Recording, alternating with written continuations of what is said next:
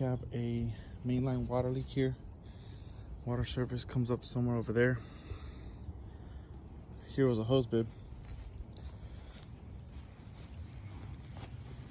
You can see the line right here. Looks like it tees off. Right now, there's a rag and a clamp. There's a special fitting here. Little carrot. We had a couple different sizes and we made one of them work. The tenant here put a carrot in that T where it broke off in there. Put a rag and a clamp over it. So just want to show you guys that repair here. I've just never seen those fittings, but it's holding.